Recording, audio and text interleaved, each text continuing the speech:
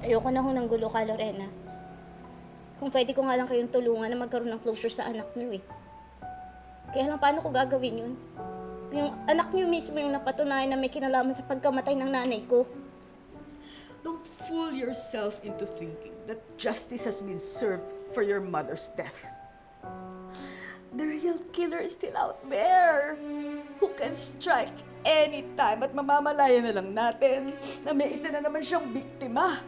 Ayoko na hong magsalita ng makakasama palalo sa loob niyo. Kaya mas makakabuti pa ho na umalis na lang kayo.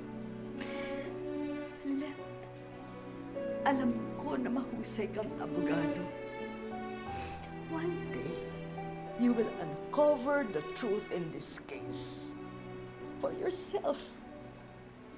At pag dumating yung araw na yon, makikita mo na walang kinalaman si Ino sa pagkamatay ng nanay mo.